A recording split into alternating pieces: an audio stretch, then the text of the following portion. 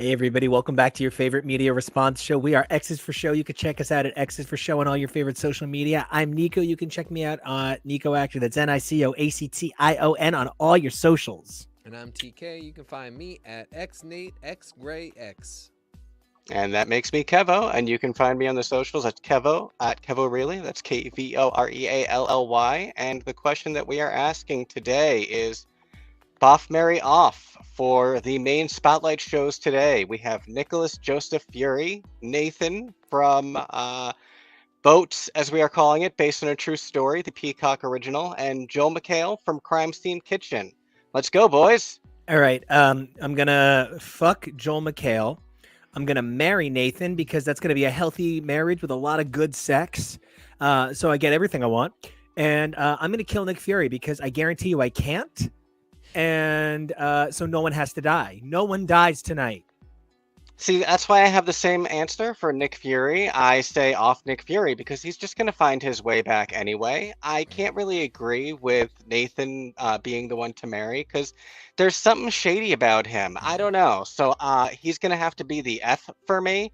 And Joel McHale, all these years, I feel like, I don't know, for as big and as angry as he can be, I think he can be trained. So I'm going to go with Mary. I am going to marry Nick Fury because that gives me access to a lot of power and state secrets, and I value that more than sex. And if I'm gonna pick my murder, I'm really gonna murder someone. I don't want to murder Nick Fury. That's not getting me any thrills. I'm gonna fucking kill Joel McHale. I'm sick of his shit. I'm gonna do it with a smile on my face. Yeah! Don't get me wrong. If Nick Fury were not on this list, he might be an option for fuck. But in this case, I will be killing him. I'm gonna marry Nathan because I could fix him.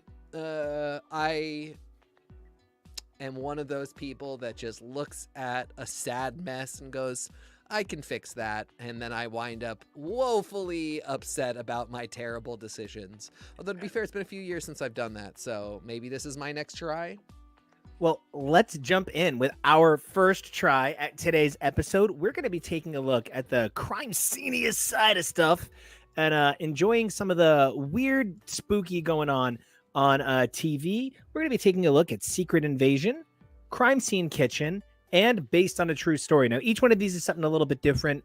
Secret Invasion streaming show on Disney Plus, dropping weekly. Based on a True Story dropped all at once over on Peacock. Now, Secret Invasion, not really based on the comic series, but based on the Marvel Universe, I guess. And kind of not based on, but reflective of the 5-issue mini that they just published. Not in any way reflective of the original Secret Invasion that came out in 2009, except for the idea that anybody could be a Skrull. And right. So then, based on a true story, in the same way that anybody could be a Skrull, has nothing to do with that. The same way the new Secret Invasion has nothing to do with the original, right? And Based on a True Story was a complete Peacock drop. That's from our perspective, kind of only murders in the building, kind of you. But TK says kind of White Lotus. Yeah, I think they saw how successful White Lotus was and thought, I bet they already had this, but I think they thought, we can make this like White Lotus. They failed, and how you know is you haven't seen a single meme from the show. There is no Jennifer Coolidge. That is not to say that this isn't a good show, but they did not play their cards right when it comes to making a black comedy that titillates the meme generation. We'll get into it. So then we're also going to be taking a look at Crime Scene Kitchen with Joel McHale, which is going to, it's a weekly reality competition show. It's a cooking show. It's so good. We're going to explain all about it, but it has absolutely as much to do with crime as Sports Night had to do with sports. So it's definitely in that Charlie's Angels law enforcement category. But I want to kick things off by asking the guy with the least Secret Invasion experience, for a little bit of reflection on this show. We're going to keep Secret Invasion pretty short because our new format with our highlights and spotlights, we're going to be making sure to spotlight some new material every week and then keep it going in the highlights at the back end. So Secret Invasion is something that I think is going to yield more as it goes. So we're not going to get too hard into it. But, Kevo, Skrulls, Nick J. Fury, no Captain Marvel, Dead No Maria Captain Hill. Marvel. Dead Maria Hill. I know. Oh yeah, we're What's spoiling going this, on? by the way. Sorry. But that's our every episode. Yeah, you better know. Yeah. Let me flash our little alert though. Red alert. Red alert. We do talk spoilers here. Yeah, that was really unexpected, and from headlines that we have been seeing, it seems that might actually be legitimate. That might have been the end for Maria Hill, and that would be super sad because, I've always loved Robin Sparkles, and we never got to see Maria sing. So You never got to go to the mall. I guess in the grand scheme of architecture, you could say she died in the mall. That's like a veranda type. Yeah. No. Like the National Mall at DC. Yeah. Yeah. I don't know how I feel about this storytelling choice, though. I really hope it's something along the lines of synergy of Maria Hill. Oh my gosh. Kobe herself, the actor, not the fictional character. These are real people. I really hope it had something to do with maybe her just, kind of being done with the character, which is okay. You've been playing the character for over 11 years. That's fine. But, in terms of drama, and it just felt kind of, oh, this is a big death to open with. Not, oh, wow, oh my gosh, I'm so sad. I'm more sad that I'll never see the character again. Not like gutted by the moment. And good. I'm fascinated that none of your responses to it are hope that this was like an LMD or something, or a fake out. Because I just don't know. I really hope it is. I do. Okay. I hope it's something, but, at the very least, headlines seem to be treating it like, nope, this is it. And that's what's so hard about film and media these days, where you can't tell, is that more of a fake out? Are they trying to convince us that it's real? So, who knows? That made me pretty sad, though. So, TK, how are you sitting with this? I know you said it's a lot like the Secret Invasion mini we just bust through over on our partner series where we talk about comics, X is for podcast. But how did you feel about this Secret Invasion first episode? I really enjoyed it. It, on the spectrum of Disney Plus Marvel streaming shows, was more in the realm of Falcon and Winter Soldier, which I did not enjoy so much. I'm a tough sell when it's not the real superhero-y stuff. When the American government is involved, I don't care if it's Dermot Mulroney as the president. I still check out when the American government is involved. Unfortunately, that means I'm never super stoked to see Rhodey, but there he was. It was nice. Yeah, it was a cute cameo. All that said, I felt this was like really atmospheric and vibey in terms of referencing the oeuvre of spy thrillers and pairing that very nicely with Marvel standards. One of the things I said is I'm gonna have to totally eat my words, because as soon as we saw the still of Talos and Nick Fury kind of embracing each other very lovingly, I said, oh, because it's his wife that is shape-shifted into Nick Fury, because they would never put Nick Fury in the position of like that much affection with another man. And I was completely wrong. And that may seem like kind of a small thing, but to me, it was a real moment of like, oh, there's like, they're really going for the vibes with this all around in great ways. Bummed about Kobe, mostly because we never got to really see Maria Hill serve cunt. And I've always lamented the lack of S.H.I.E.L.D. and the lack of, S.H.I.E.L.D. really returning and being S.H.I.E.L.D. I always thought we were destined for that to happen with Kobe as the head of S.H.I.E.L.D. and really a bit of a I'm not impressed by you, Tony Stark Ballbuster, as we get from her in the comics.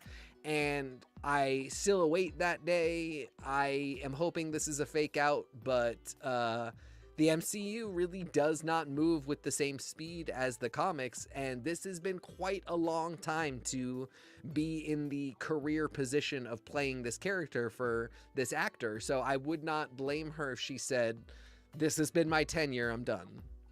And, you know, it's in that way that I think what they're trying to do is create something new with this program. They're taking some of the stuff that just hadn't been run with from the first few phases, and they're saying leftovers are still delicious. And anybody who's ever taken, you know, the morning after Thanksgiving kind of stock of what they've got left and for lunch had like a delicious, you know, perfect leftovers plate, you know, that's kind of what I'm getting here, unfortunately. As much as I love a leftovers plate. I was going to say, why is that unfortunate? Because it is leftovers. And it doesn't feel like there's a cohesive vision just yet. They're trying to treat it like it's a fresh meal is part of it. They're selling it like it's not leftovers. And that's, I think, part of the issue, which I really agree with. If we could just be a little bit more open and honest about level of importance, level of significance, but especially because they keep treating everything like the most important Marvel project, how can it be? And Don't it's forget okay. that stuff. The show. If we accept that they're always going to do that because they're a company, is there any world in which we can kind of buy that as much as they will ever... Yeah, you know what I'm asking. But I can, because like I feel like they flat out say things like, She-Hulk, she's just the girl. And I feel like they say stuff like the Eternals. I guess you can see this one. But like... I think it invites the criticism as part of it. When you're not presenting it the way that it actually is, I think you're inviting people to poke fun at what feels really obvious sometimes. And, you know, this goes all the way back to our ongoing discussion of the changing nature of our experience of fandom. I guess I really kind of checked out on this one, and on the flip side, I hyped myself up for Eternals. So I was stoked for Eternals. I guess I felt like Marvel was too, and I think maybe, you know, you're pointing out the truth, which is that it was just me hyping it up for myself. And meanwhile, my expectations for this were none. And I felt like Marvel was kind of saying like, yeah, this is our next show. And I'm fully here for the idea that Marvel really actually was hyping it up and saying it was important. I guess from here, one thing I'm really curious to think about is like, what does it mean when you are a company that is constantly cooking and constantly going to produce leftovers, to create leftovers products and have them be viable and enjoyable, but also be true to the fact that like you're clearly not getting Avengers Endgame. Yeah. And I think that's what we need. We need a middle ground that makes it okay. And I think a lot of your comparisons, it's not the comics, is actually really important, because in comics they would just call it, you know, West Coast Skrull Avengers, and we'd be fine with it and nobody would think twice about it. Or they'd make it a 5-issue mini. Yeah. And not, you know, we knew immediately when that 5-issue Secret Invasion came out, this is not where the Marvel universe changes forever and will never be the same, and we'll never look at Jessica Drew the same way again. Right. I thought I will be impressed if anything comes out of this. And weirdly, we ought to have a new Skrull kill crew, but that's kind of going to have to be up to some random writer to be like, didn't somebody reinstate the Skrull kill crew? I'll take them. Well, we are finishing up our coverage of Secret Invasion. So, Kevo, hit me with your final thoughts and then give me your final grade. You know, I think as far as a first episode goes, it wasn't bad. And knowing that it is only going to be, 6 episodes, I think that it definitely does not have too much time for me to worry about it tanking. One of the interesting quotes that I read about the series is that the director was specifically told not to read the Secret Invasion comics, and instead the sentiment is that a lot of what this series is built on is the image that I brought up, which is the relationship between Fury and Talos and the strength of their, their friendship and their bond. And so that's something that we're going to have to be keeping an eye on. It's what makes me happy about this moment, and I really hope that we continue to see them play off of each other. And, depending on how that ties into the choice to make it Secret Invasion, I'm definitely on board. All right, so final grade. B. B. Okay, Teak, what you got? B+ grade. I thought it was totally fine. I am completely uninvested, which maybe it should get a lower grade because of that, but I thought they did great for what they had. I'll be interested to see if anything comes of this, and if it doesn't, I'll walk away and I won't care. I'm going to give it a B. Say I'm really looking forward to what comes next, but the pilot was a little uneven for me, and so I definitely need to see a little bit more of what comes. But from a show about an alien invasion to a series that, I think... which one you going to, Kevo? I'm trying to vamp. I'm going by the script. Oh, terrific. Okay. So, based on a true story is one that I really thought was going to be a show that I just checked out to check out. I find Chris Messina gorgeous. I think Kaylee Cuoco, right? That's her name, is lovely and very talented. Tom Bateman, aka Mr. Daisy Ridley, really did a great performance. I had no idea what I was getting into with this. I thought it was going to be like a playful, only murders in the building. And then it was a little bit Russian doll. Kind of. Yeah. Yeah. We sat down and said, like, we know the shows that we love and that we're going to cover no matter what, but there's other TV out there, and we should cover some stuff that, like, were we not doing this show, we might not think to cover. And this was like coming out the day we had that conversation, and so it got put on the list, which I was totally psyched about. That was a Nico find. My expectations were 0. Chris Messina is like absurdly perfect for a certain sector of gay men, to just be like the ultimate, the dream. Yeah. Kaylee. I always confuse Kaylee Cuoco with Haley Kiyoko, the singer, and that's not good. That's pretty fair, though. Yeah. She's somebody I feel bad for because her whole career came out of the Big Bang Theory, and that is, she's clearly clawing her way, kicking and screaming out of being... What? Oh, wait. Yeah, no, this is crazy. Wait for this. Disagree. No, it does not. And actually, we were just having a conversation about how she has been working for like 22 years. She started on 8 Simple Rules with John Ritter, which obviously had the horrible twist, and yet continued going long after he was dead with David Spade and James Garner, I want to say. She went from that to becoming basically the cousin Oliver on Charmed. Charmed, yep. Where I'm not saying that she hasn't worked. She has a career. But when you say the name, people go, "Oh, the girl from the Big Bang Theory." Yeah, sort of like Courtney Cox being on Family Ties and then on stage with Bruce Springsteen well before being on Friends. But people are like, Courtney Cox, that's the Friends chick. Yeah, or Sarah I Michelle think now Gellar there's sort is of like Buffy. Courtney Cox as an old lady, but. Sarah Michelle Gellar is Buffy. She'd been working for years before that. She worked for years after. She continues to work after that, but she's Buffy. It's less insulting to call Kaylee the Big Bang person at this point than it is to call Sarah the Buffy person.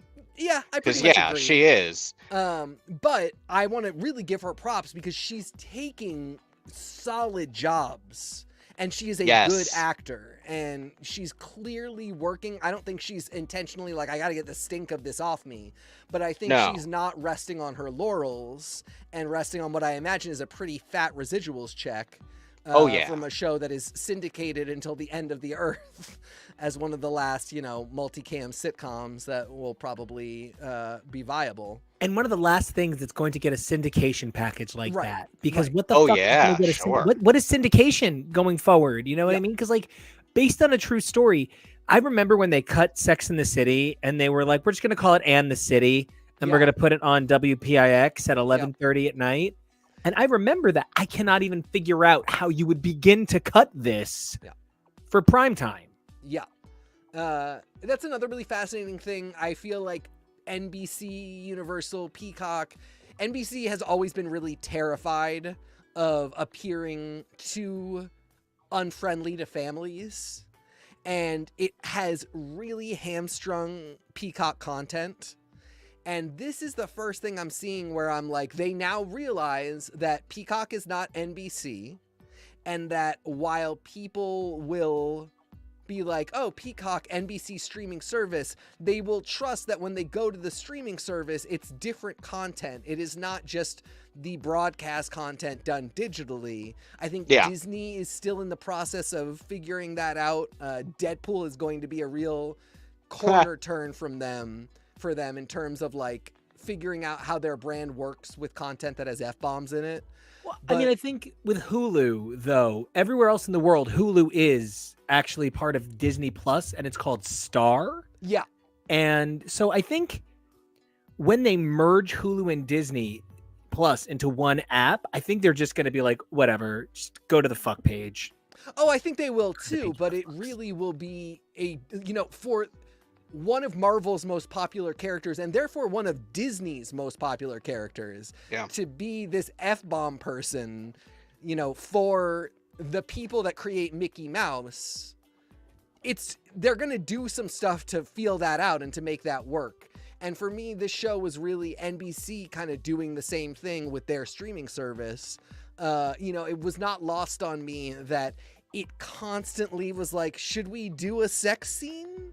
And while it was definitely not broadcast ready sex scenes, there wasn't Game of Thrones sex scenes. Yes. As Kevo pointed out, we did not see Chris Messina lift his ass to pull down his pants. It was just suddenly that his pants were around his ankles and he was getting a blowjob. Yeah.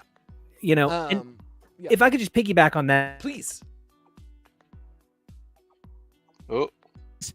The thing that brings it to this category, that it's based on this love of like crime scene stuff and the way we interact with crime media and crime fiction. And one of the reasons that has my attention is this is based on something that kind of doesn't exist on television. Like, this is about podcast culture, which to this day, I think other than iCarly, there aren't a whole lot of shows that are like, the podcast show. It's what iCarly and Frequency. And so I think that one of the things that this show says is, podcasters out there, I see you. And it actually invites people who wouldn't be a part of broadcast media to find an inlet to broadcast media. And I also want to credit this show with something that I don't think enough shows get credited for, which is straight up fuck factor for the over 40s. The fuck factor for old folks on this, as a guy who's 37, as a guy who, is pushing that point at which Blue Book will no longer list me. I really appreciate how many people in this, parts of them are probably old, and I really thought that it was hot old people. It was, and I'm saying old playfully because I think Tom Bateman is 2 years younger than me, but Chris Messina is 50. Yeah, and looks gorgeous. And just speaking of people who created this, Jason Bateman, that's right, Justine's brother, is an executive producer, and I don't know. I was charmed by this. This was not a waste of my 8 hours. Oh, trigger warning. In case you are going to watch this, 3 things you should know. Number 1, there is animal cruelty that made it really hard for me as somebody who only recently had his first dog. Real hard moment for me. Number 2, you are not prepared for Tom Bateman's back in the 8th episode. You are not prepared for the size of this man's upper back. You're not. And I really just need to say, as a homosexual during Pride Month, Chris Messina making out with Tom Bateman like they were both going down on pussy was the hottest thing I have seen in some time. And it's not the tensest kiss. Like, you don't see the tongues flip back and forth. It's not Cleo and JFK Jr. making out in Clone High. But you But see mouths open. you really see that these men give it. Yeah. This is more chemistry than he ever had with Mindy Kaling on the Mindy Project. God damn that mouth, boy. Did I make sure to screen cap it? Yes, I did. I almost tried to make a GIF, but it didn't quite work, so I settled for this because there was no way I was not. And that, you know, he's so much taller than Chris Messina. I don't know. It was a really sexy moment. And the show is good at, it's kind of like Secret Invasion for me in that way. Like, it's very good at its vibes. There's a lot of tension. There's a lot of really tense, like, is this gonna work moments. I think they pull that off really well. There's a lot of really, like, God, these people are pathetic, and they know it, and they want to not be pathetic, and in the best way, like, because the character work is really solid, but you get these moments where you think, like, oh, I am sitting in the kitchen of a marriage in trouble. And I really, really get that. And similarly, there's a moment where Kaylee says, do you know we're the only couple stupid enough to not be having affairs? And it just really gave me a kind of honesty about the situation that I wanted and needed. And to pair that with this, like, totally unbelievable concept that you could meet a serial killer and collaborate with him on a podcast, it all just, you know, for me, it really worked. I think the one thing maybe that did not work was it really wanted to be funny, and it really wasn't. It wasn't not funny, but it wasn't label yourself and pitch yourself as a comedy funny. It frequently, if it didn't make me laugh, I found it humorous. Like, it wasn't always laugh out loud funny, but they did get themselves into situations that were funny. I also think they didn't really know, not they didn't know, but what their idea of funny was also just bizarre sometimes. One of the weirder sequences that I think is a good example of just a lot of the weirder sequences is everything about the dog in the auction episode, just everything right up including the dog having a fantasy sequence that we're made to understand is the dog is having this elaborate fantasy sequence, and it's that thing of, like, that happens a lot where the makeout thing is you know, we had no idea what was going on. You can frequently not be sure what is reality and what isn't, and sometimes that's, you know, fun and it keeps the audience on its toes, and sometimes it's just hard to follow and surreal and long, and that's a lot. And I think you nailed it in terms of, like, the quality and character of the humor. I think, you know, comparing it to White Lotus, there are so few laugh out loud moments in White Lotus, but there are so many moments where you just feel in your body that this is the funniest fucking thing you've ever seen, and it is so absurd. And for this show, they, like, only get halfway there most of the time. The dog fantasy sequence is really probably the best one, and it is really good, but it's missing that same dark comedy. I might not be laughing, but I am having the time of my life. And I think one of the big things it's missing is its own Jennifer Coolidge type character, or somebody of that stature who just, like, their presence on screen is hilarious in ways that you can't, like, define. And, you know, I just want to comment on the nature of the fantasy sequences as a term for them. Yeah. part of what I loved about them was using them was manipulative, because then we kept thinking, oh, anytime the show goes too far, it's going to be a fantasy sequence. Yeah. So 3 or 4 times when the things weren't fantasy sequences, I found myself You're like, wait, sort but of, what? Yeah. I kept thinking when Ruby fell into the room that she was not actually dead. She was going to be dead in a minute, and that it was like a manipulation of our expectation. And in that regard, I do think that as we move into our final thoughts on Based on a True Story, this was a full season drop. This doesn't go on the spotlight, the highlight board. This is a one and done unless the show picks up. And I want to ask a question to you guys. You know, we were born up to the generation of, like, when we were 17, 18, the mystery, the generation of television occurred. That season that was Lost, Desperate, Veronica Mars, Grey's Anatomy, which Grey's Anatomy was even meant to kind of have a mystery, not really, a little bit, not really, you know. No, it had some ongoing serial plots. And yeah. It wasn't all just, you know, Addison shows up and suddenly. But that was one of them. Like, It what's was. going to happen with Derek's marriage? It's obviously not as weird as what is the smoke monster. Or, but- you know, oh, Mary Alice, what did you do? Yeah, but you really did know, like, this is going to be a problem that has started early and is going to continue as long as this show goes, because I don't think we thought at the time it was going 20 seasons. I'm too passionate about Grey's Anatomy. Sorry. No, and I'm love actually willing to, like, find a way to engage with it. Because No, I want to. I want to engage in terrible media. I love Good to for engage in terrible you. media. But so Veronica Mars, Desperate Housewives, Lost. They made us wait. This episode literally says, no, this fucko is the killer in the first episode.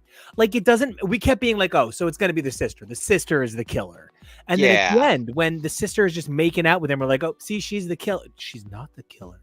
Like, we kept thinking there had to be more reveal. The reveal isn't who does what. The reveal is how fucked up we are for watching along with it, like everybody watching Based on a True Story in this universe. So I'm giving this show, as an experiment, an A. The experiment of based on a true story, boats, as I like to call it.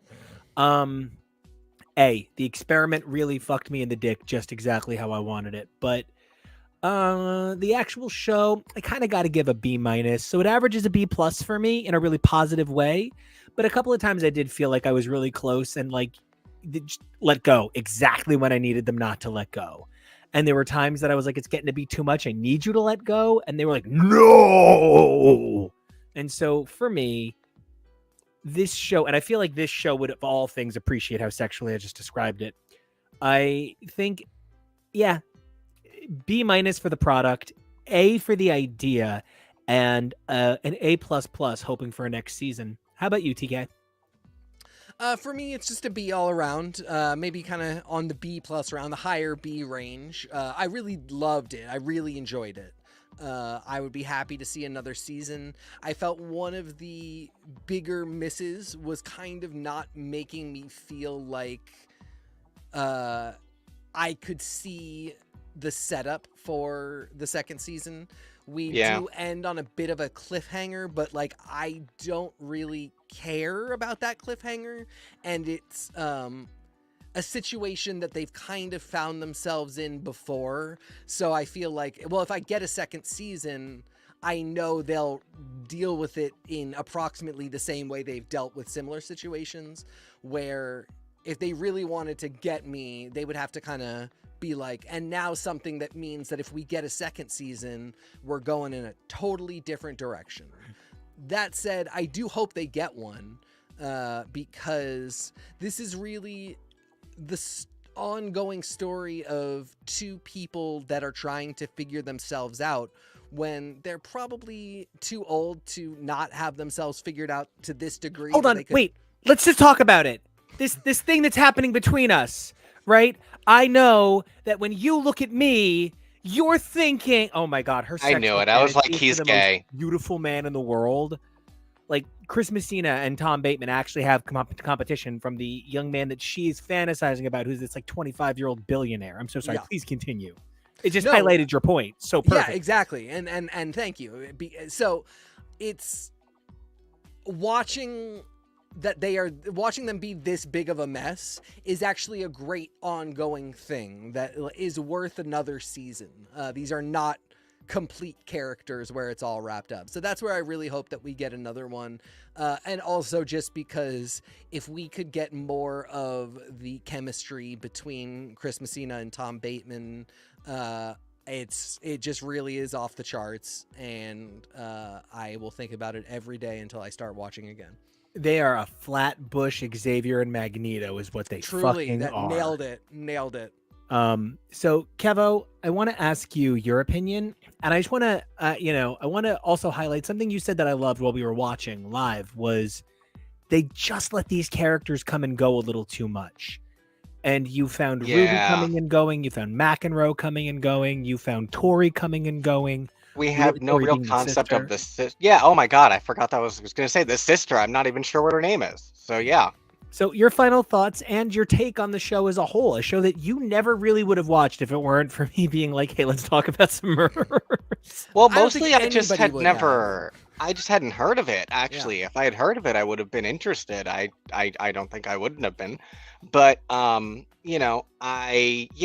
feel like a lot of the stuff with how many characters there were and all the things they were trying to do, the ongoing arc in the background of the sister dating different guys to ultimately pan out the way it did in the final moments of the finale. I feel like it was too much going on at times, and so as much as I really agree with a lot of Nico's grading, with overall A++ for the experiment, but like B-ish for it as a TV show, mostly because I would worry about it getting a second season and doing the same thing at the end of the second season. And it's an overall issue I'm seeing with streaming shows, and not to penalize this show exclusively for it, but since they did do it, ending on a cliffhanger note like that when you don't know if you're getting another season, it kind of leaves a bitter taste in the audience's mouth, because there is that fear.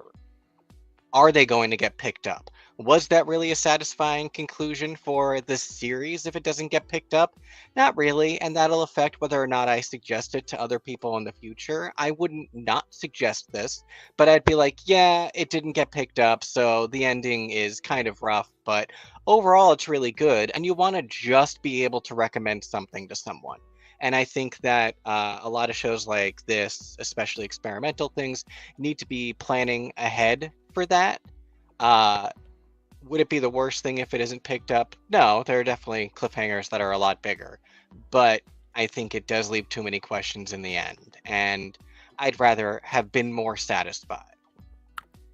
And from a show that leaves very few answers to a show that answers every question to the point that almost takes the fun out of it,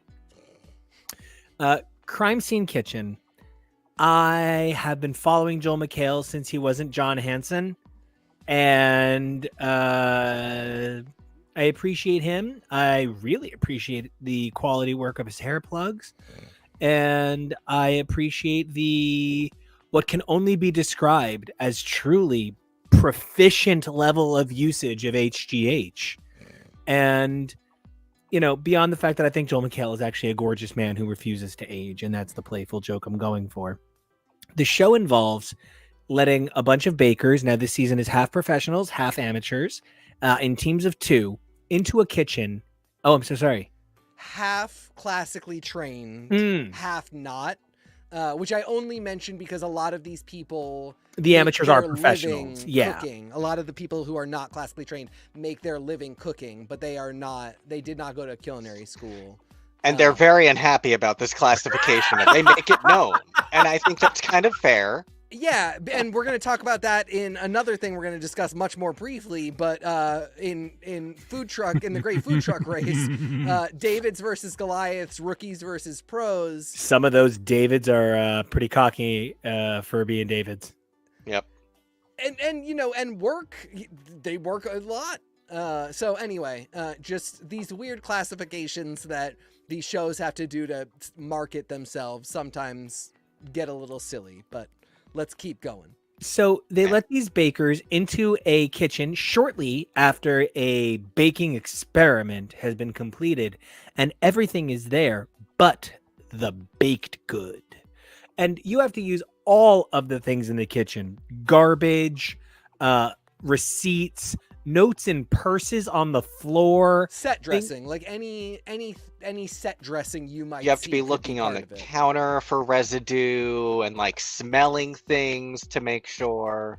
And I just want to stress that one of the things that's really cool is like they make legitimate shit on this. This isn't like, and now make a sugar cookie. This is make a Basque cheesecake.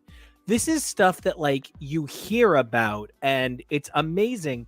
One of the things that I want to point out is that in season 1, in like episode 1 or 2, somebody made a dequois. Like that was the secret thing. And everybody, so our favorite thing about this show is like the peanut gallery. Everybody going, wait, did you see that? I didn't think I didn't see that.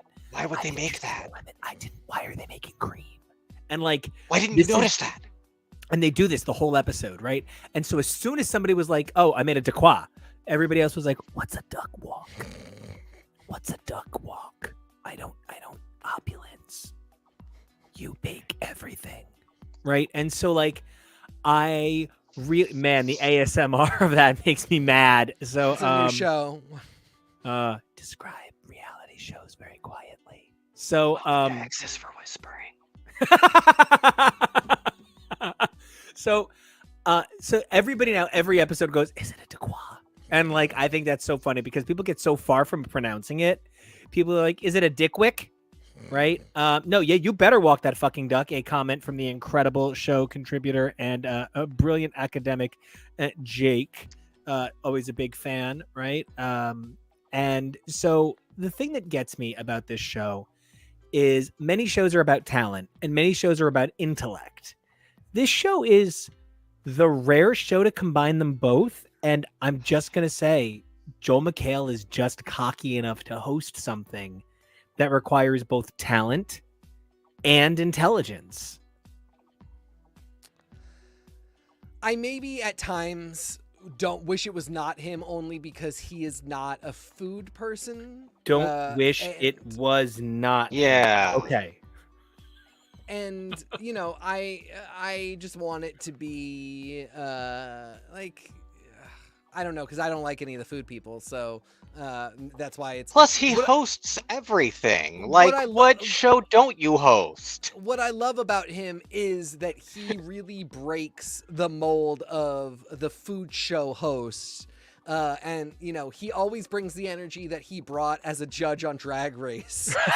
Yeah! Where he's always Fireworks! poking fun at the show a little bit. The Confectiontron 3000, which is not a thing. It's literally just a motorized set of panels that reveal the. And I really do like that. It's just a robot cloche. Yeah, exactly. It's not. I'm sure it's not even a robot. I'm sure somebody has to move it by hand. So on the one hand, I'm like, I kind of want to see a real food professional being in the mix, but then when he really breaks the tension of some of the stupidity with his own, because here's the thing. My one big critique about this show, there's a great clip going around of Naomi Smalls from Drag Race on Delta Works streaming show podcast, repeating the line that every Drag Race girl says at some point, where they go, it's a new day in the workroom and I've got a fire under my ass. I'm not going home this week. And it's just such a cheesy line. Of course, it's a new day. It's a new episode. Of course, you want to stay. Nobody's resting on their laurels. Like 5 times every 10 minutes, they go, if this is what we were making, you will be safe. If this is the dish that you guessed I know. correctly, and we know. That's literally the point of the show.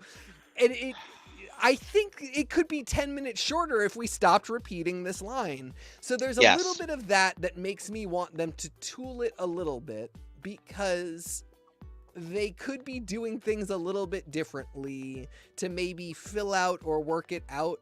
But the concept really is fantastic. And the fact that if you get the dish right, you could be saying when maybe otherwise you would not in a show that was just judging dishes. That's very fascinating because it is also about your observatory skills and your knowledge of not just what a dish is, but the techniques and the ingredients. And, it really is fascinating. I kind of monologued on that for a while. Well, I And did how too. many It's a monologuable different show. and how many different aspects there are to the show where it's you have to go in and investigate and then you have to make the thing and it has to be the right thing and it has to be good, like all of these separate levels of competition versus so many of these other programs where it's really just straightforward. There's a build or there is a craft or there is a cooking concept and you make that and that's it, but this requires so many extra levels. I also wanted to make sure to go out of my way and get plenty of screenshots of the reveal box, whatever we want to call it, the thing behind them where like this glowing plinth comes out and this thing like unfurls like the petals of a lotus Like to Shira should reveal say that this is where she gets her power source from as a princess of power. the opulence of this item and the pageantry of it really also speaks to how overdone and overwrought a lot of this show is. Jacob commented, how would you fill the additional time saved from cutting repetition? And to be the first to answer on that, I think part of the problem is I don't know what they would fill it with. And I think that's part of why there's so much filler and why there's this device that takes like 30 seconds to unfold. Because I don't know that it would be a full episode otherwise. It might reduce all the way down to a half-hour show. Well, I have 3 things you could put in there. Number 1, Sure. explain a basic way to make the thing. Okay. Like the Atlantic Boardwalk pie, the Basque cheesecake. These are like things that people have heard of, but they're like, oh, okay. Number 2, I think you should have Joel McHale work out and the camera should focus on his feet. I think that would do wonders for ratings. The world. And number 3, because I imagine feet people love Joel McHale. There's a certain vinegar personality type that Joel McHale has. You know what I mean? Have we ever really seen his feet? I don't Why know. are we talking about this? I feel like this is a market. But number X is 3 for feet. But number 3, the other thing I think this show could benefit from is some light sketches. Everybody on this show actually does seem to have a personality in as far as I would watch them be terrible at acting. I would watch these couples be like, but wait, what did you think it was? I am Clousteau. Is that what you're saying? That detective's name is Clousteau? I will be Philip Marlowe, right? I feel like they could do cute little bits the way a Drag Race does cute little bits, I guess, because part of this show is selling the personality, which is why Jake's joke of hosted by Joel McHale and his little piggy toes. Yeah, this is that show. It might be kind of a classy show about cooking, but it's also not. It's look at that picture of Joel McHale grinning ear to ear. Curtis Stone is, I mean this with love, but he's well past his media prime. He's still a terrific chef and he's still, a viable candidate for judging as he is an excellent host, but he's got to be pushing 45, if not 50. He's been around since I'm a teen and I'm old. I think Yolanda Gamp adds a lot of credibility to the show that would otherwise really seek Instagram credibility. It does not even have TikTok credibility. But Yolanda gives it Instagram credibility, which I think goes a really long way to building up the show as more than just an opportunity for Joel McHale to model the latest Abercrombie and Fitch at 50. Yeah. I think so. Not a football match. I love the first challenge. I love the first challenge. They try and guess the ingredient, and whoever gets closest or guesses it gets immunity from the next challenge.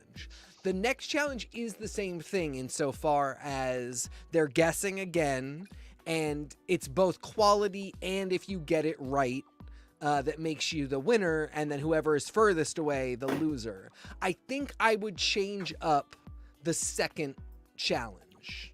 Okay. I think I would make it more about technique. I think I would frame the judging differently, and I think I would maybe figure out some way that to take out the, if you guessed right, so that just there alone they stop saying it so much. Yeah. And like, on the one hand, I am joking about that, but on the other, like it's guys, it's a lot. You need to be prepared to hear this so many times. So many. It might be. As though you've It never could heard be. it before. Also, my darling partner mentions that for what it's worth, Joel McHale is 50 with 51, which is insane. Yeah, he is living his Jeff Winger fantasy. I just sent Kevo a photo to hopefully put up. I was asking if you want it on air or if you were just sending me porn privately during. Oh no! a I mean, like as a guy who didn't get into shape until I was literally in my like late 20s, and evidently the number of guys that are like super sexually obsessed with Joel McHale, you have to be really careful not to accidentally pick a muscle morph, because he is that face. He's got that smarm to him. This is this year. This guy is like actually living. I'm making jokes about his hairline or he's so young and fit, but like, no, I mean he really does treat his body beautifully, and he keeps it tight. He really does, and so I can make as many jokes as I want, but like, I haven't hosted Card Sharks, which is in my top 5 game shows of all time, and made me cry. He already made all of the jokes as Jeff Winger. Like the whole reason he could be Jeff Winger is because Joel McHale was already a little bit Jeff Winger, in the best possible way. So we joke because we love, and we can say it because we can see it. But yeah, this is just a really silly show in the milieu of food shows where you have shows like Top Chef and there's so many shows where people's pride is on the line in terms of my artistry is so damn good. My Don't livelihood. you dare question it. My artistry, my livelihood, the education that I paid so much for. And this show never discounts any of those things, but it does say if you miss some bad clues, all of that artistry doesn't really matter. And it also doesn't mean that you are still not that good an artist. You just missed the clues. And that breaks a lot of the tension of that food show paradigm of like, you just didn't measure up. You get so much less of that in a way that's really refreshing. No one's ever treated like an idiot for missing a clue. Yeah. It's almost like, what if you watched American Idol or something, and they said, this week's challenge is we're looking for an artist who has, and then they detail an artist, and you're thinking to yourself, well, it's a diva, so I guess it's a strong woman, or maybe it's Elton John, or maybe it's Adam Lambert. And then you're like, they described it as somebody with a powerful vocal range. Well, is that a big vocal range or a strong vocal capacity? Because like, I would never say Diana Ross has a strong voice, but she has a very high range. So like, it's almost like they say to them, figure out how you're going to perform for us. Nobody's ever saying you're a bad singer because you sang the wrong artist. And it's sort of like that. It's just kind of like, these are all brilliant singers, but sometimes Celine Dion does a cover of River Deep Mountain High, and sometimes she does a cover of All By Myself. And frankly, the cover of River Deep Mountain High makes the cover of All By Myself look amateurish. And that's just what this is. Maybe the thing you're so good at is making a key lime pie. But this week's challenge is, jelly donuts, and your worst thing is a jelly donut. How can you make a jelly donut so good that you can maybe get by against other people who made the wrong thing? Because that's the other magic of this show. If you've made the wrong fucking thing, you have to have made it so good and not be the only other person that wrong. Because if the item was a jelly donut and you made a chocolate cupcake, and somebody else made a black forest cake, and somebody else made an eclair. And so 3 of you have made something so wrong. It really comes down to what are they saying is the best thing ever. Last season, my first episode pick for win won. I was thrilled. This season, my first pick for win is doing pretty well. I'm pretty happy. Really thrilled. Kevo, if you would go to the board for a moment with the teams. My 2 picks for favorite team are the Black Mother and Daughter, who are, I believe, second row first people. No. Christy and Tarsha. Yeah, they're my choice for win. They are my personal pick to win since episode 1. But my secondary choice are the Delicious Faggots, who are so gorgeous. They might as well be from a Sean Cody video, not a cooking show. The one on the left is like there's model beautiful, and then there's people that if you saw in person, you'd be like, wow, you are literally confusing to look at. He's confusing to look at. And they're my number 2, just because the guy on the left is so beautiful. It doesn't even make sense. Oh, okay. Robbie with the best comic opinions. I love Robbie so much. He's a longtime contributor to the show, longtime fan as well. Robbie is saying this is his first time hearing of the show. Robbie, I can't recommend it enough. I hate those faggots. You hate them? I really do. You hate everyone. I do hate everyone. You don't like anything fun. Go home. They're at the top of the list. I'm sick of their shit. I like the other 2 faggots. Oh, I love T and Fatty. Yeah. It took me a minute. I was like, why are they calling him fat? Fatty. Yeah. Yeah. I mean, it's Joel McHale. Of course he's calling him fatty. Right. But also, T like, in that's quotations. What's that? They only put T in quotations. I know. But also like it is how he pronounces his own name. It's Fatty. It's not Fadi. Yeah. And so anyway, that was just a moment where I was like, it took me a second to realize what was going on there. They're great here too. They are a staggering mess. They will not be winning this competition. But I adore them. Just like so it's not like pure internalized homophobia. They also evidently make a really good custard. Curtis Stone said they made the literal best custard he's ever had. Fully believe it. The mother and daughter guessing this week's was just such a brilliant moment. It's and because it was not something they had experience with. It was like the mom was like, I know this exists.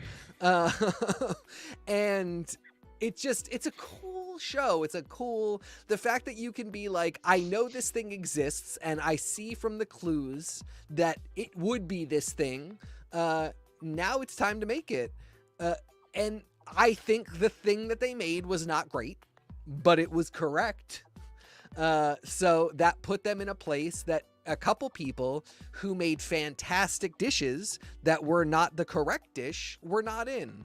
And that's just interesting, and it makes for a solid change. It makes for a real solid change from the last cooking show we all watched together, which was Next Level Chef, where really these people are just like, Gordon Ramsay didn't love me. I might as well go die. I might as well go die in a corner like a cat. Like it is. It's dark. So, all right. I give this season an A. I give this show's concept an A. I give last season an A. Is it food trucks? Is it Project Runway? No. But is it fucking great? Yes. It is walking into your favorite casino and saying they got the great new tables. You know what I mean? It is that level of fun, refreshing idea on something you already like that you were already coming here for anyway. Right? I wouldn't search it out if I didn't already like cooking shows. If I was a forensics person, I probably wouldn't give a shit. I don't think it's got that allure, but A's across the board. And it's the most I've ever liked Joel McHale. Ever. And so, yeah.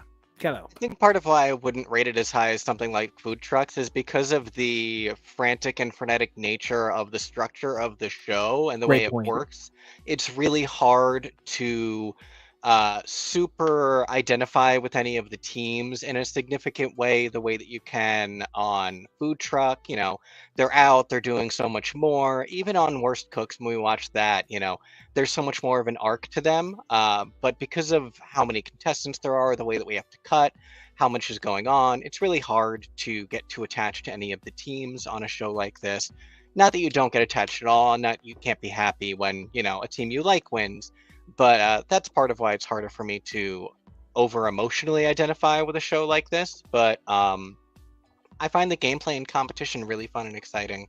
And so for that, I really overall give it the same grade. Pretty positive. It's got that fairness you like. That you are Yeah. a fair gameplay person. It's got that thing that you like.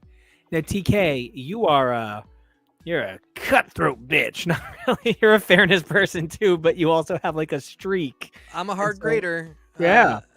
This is, if I'm being generous, it's a B+. Otherwise, it's a B. For me, the big problem really is the format needs some tweaking. That they made not a single change that I can really detect from the first season makes me raise an eyebrow a little bit. I hope if they continue, they do play around a little bit and figure out some way to stop repeating the phrase. Now, if you guessed correctly, you won't be going home. But really cool, really refreshing. It's still Jeff Winger for me, so this is not the most I've ever liked Joel McHale, but it is a ton of fun. It's Jeff Winger and then Joel McHale Drag Race judge, so this is, third, but it's a high third. And that is like the lowest his balls have ever dropped. Yeah, like to hit that pitch of yeah. I don't know how he does it. I can't do that anymore at my age.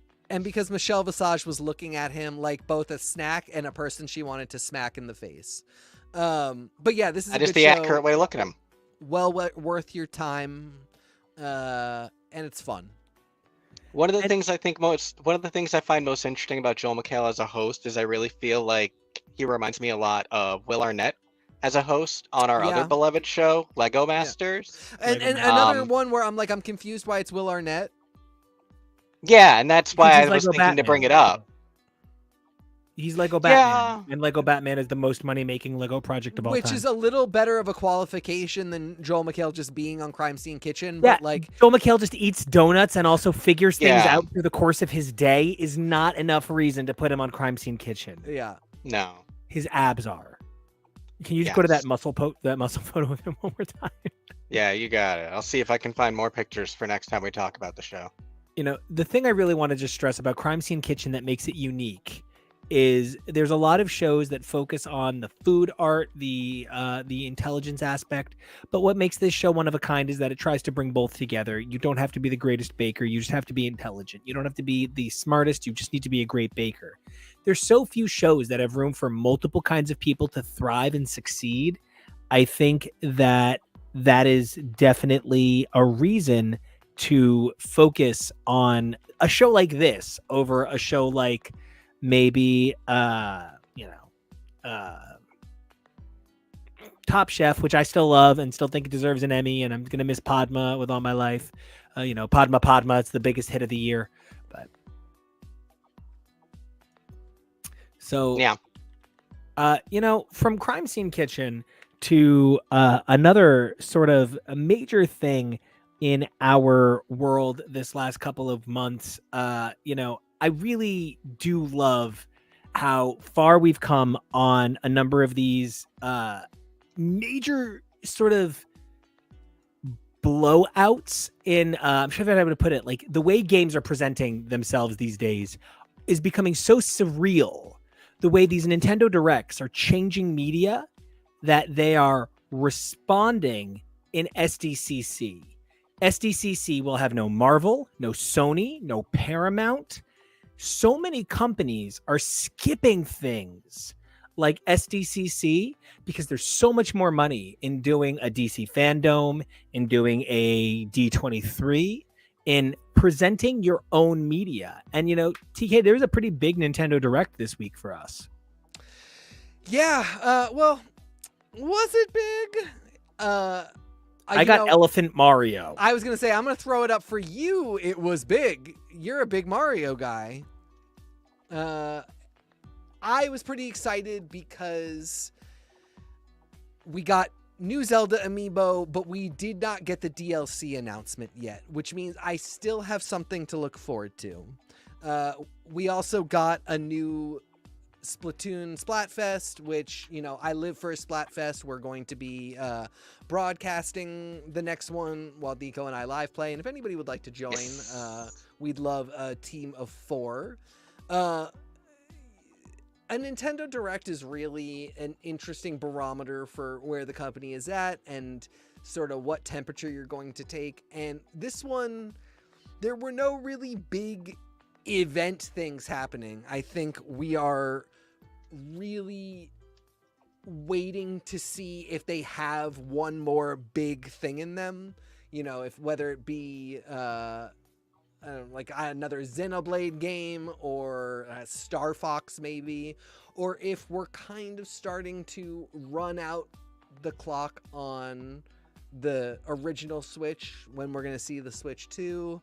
But what the Directs always remind us is that there's no limit to the number of indie games that can come out for this thing. You know, it's been made very easy to develop for.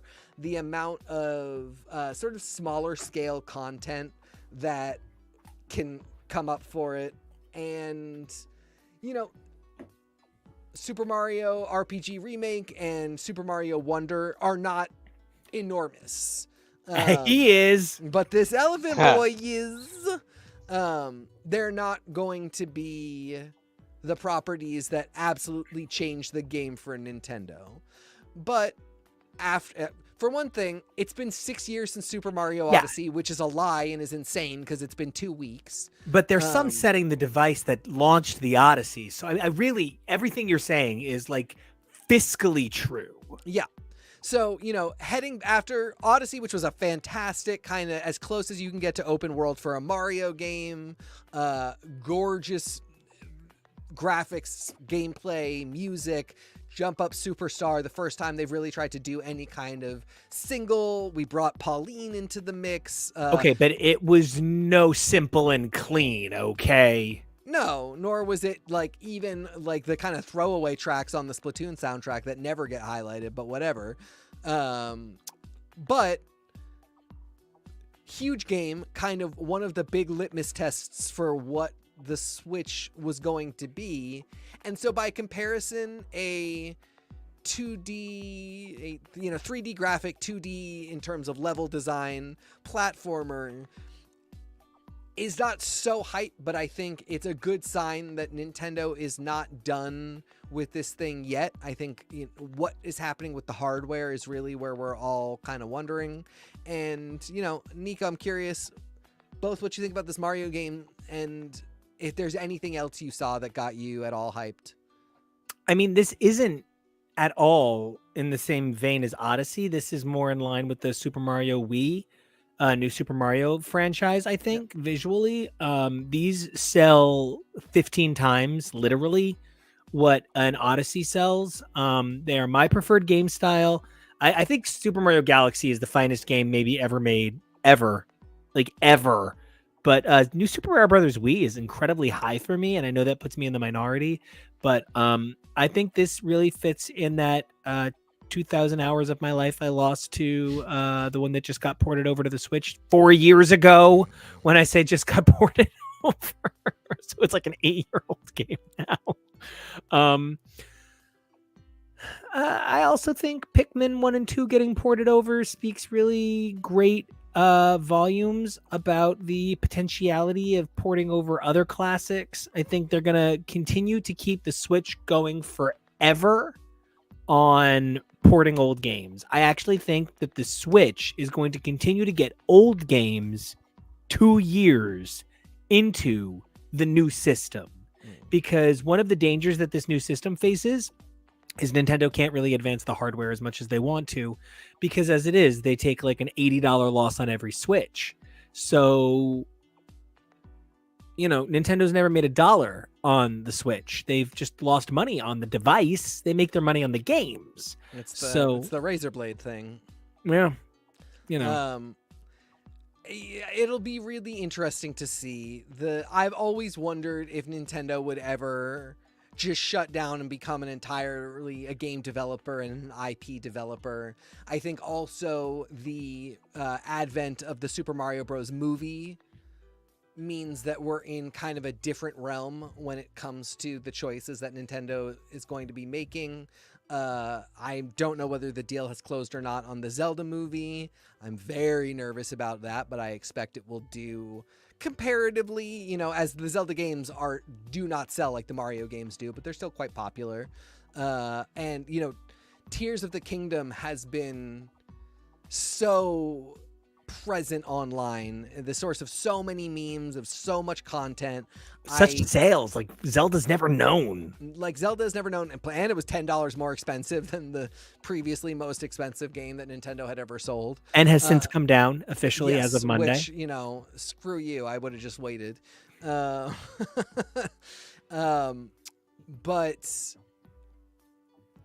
it's I would be really happy to see them get out of the hardware game, because I love the stories, and to be able to get faster turnaround on a Zelda game because it was coming out for PC and Xbox or something would be preferable to me at this point.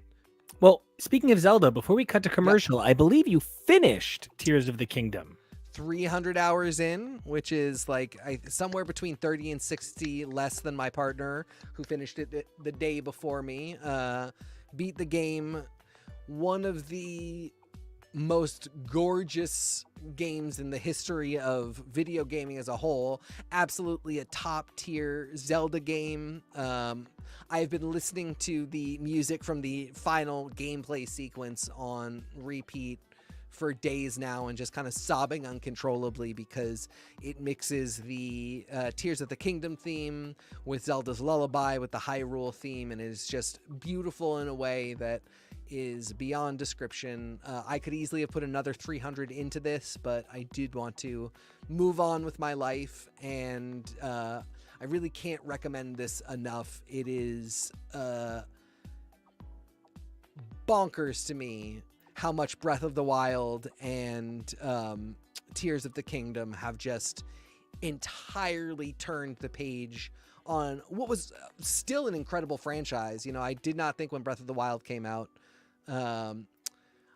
Robbie asks, what are y'all's predictions for possible game of the year? I do think it's this. I do think it's Tears of the Kingdom. It's this or Diablo 4, just based on sales, fact of that they're taking care of the industry alone. Yep. So, I know, Kebo, you don't have as many final thoughts on Zelda, but before TK wraps his thoughts on the big ZL, which is Zelda Endlink, not like I can't spell Zelda. Kebo, did you have any thoughts having covered Zelda on our show?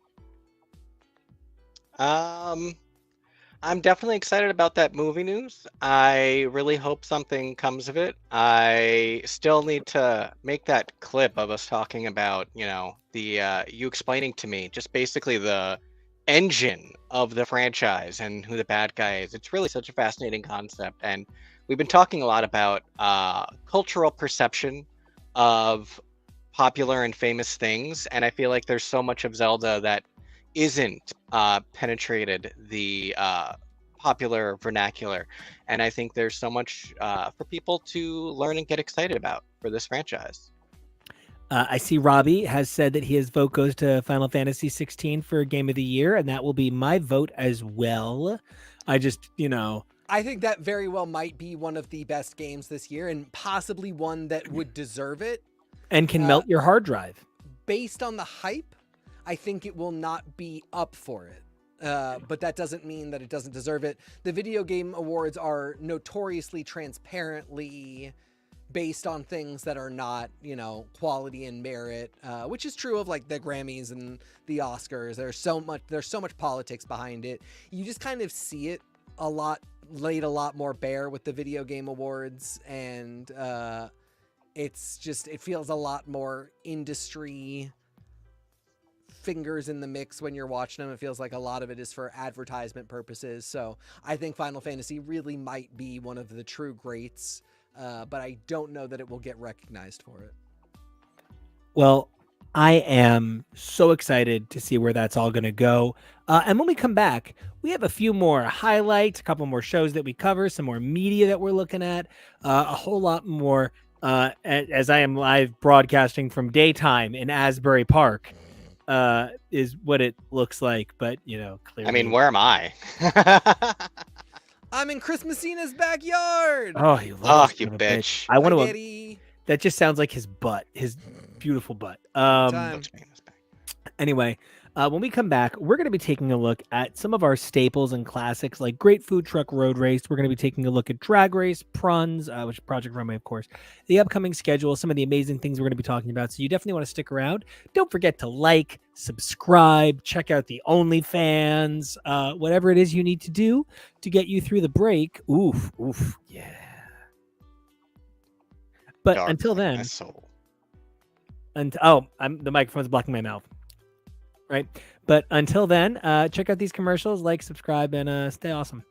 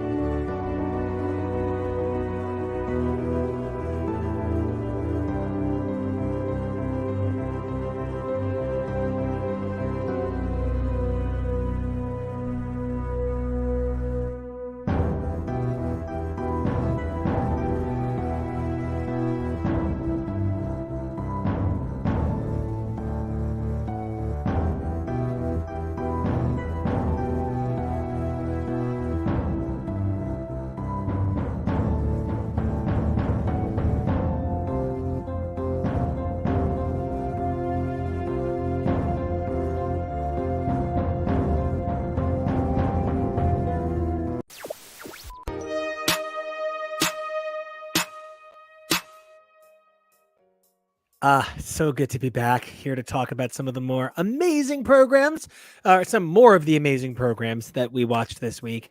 I love this Sunday media wrap up, and now that it's incorporating some not just TV, but some cool things like the Nintendo Direct we just talked about. I'm so excited.